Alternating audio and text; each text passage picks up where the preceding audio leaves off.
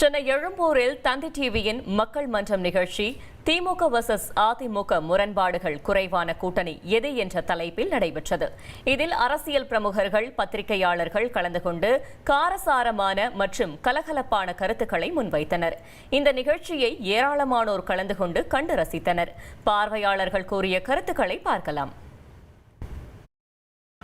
மக்கள் மன்றம் நிகழ்ச்சியில் தான் நாங்கள் ஒரு நிறைவே அடைகிறோம்.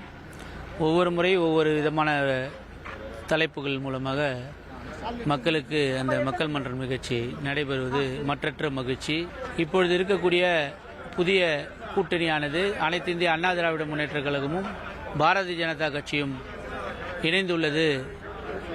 மேலும் ஒரு தமிழகத்தை வலு சேர்த்து வருகின்ற 2026 சட்டமன்ற தேர்தலிலே திராவிட முன்னேற்றக் கழகத்தை மக்கள் விரைவில் அனுப்புவதற்குண்டான ஒரு சிறந்த ஒரு கூட்டணியாக அமைந்திருக்கிறது.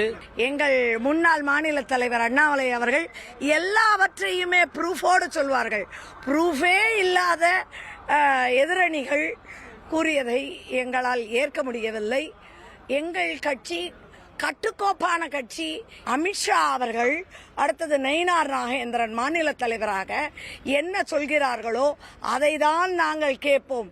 இவர்களைப் போல் தானாகவே இல்லாததையெல்லாம் சொல்கிறார்கள். ஏதாவது ப்ரூஃப் கொடுக்க முடியுமா இவர்களால்? அது ஒன்றுதான் வருத்தமாகிறது. மூட்டை குறைந்த எண்ணிக்கை உள்ளது, மூட்டையாக வைத்திருக்கிறார்கள் பாஜக என்று கூறுகிறார்கள். இதெல்லாம் நன்றாக இருக்கிறதா? ஒரு எதிரணிகள் பேச்சும் பேச்சா இது? எங்களை பார்த்து மூட்டை என்று சொல்கிறார்கள்.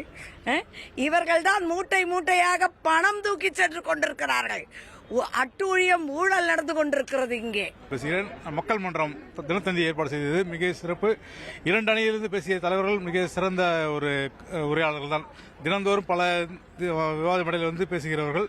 இதிலே நாம் அதிமுக அணியும் திமுக அணியிலிருந்து பேசுகிறார்கள்.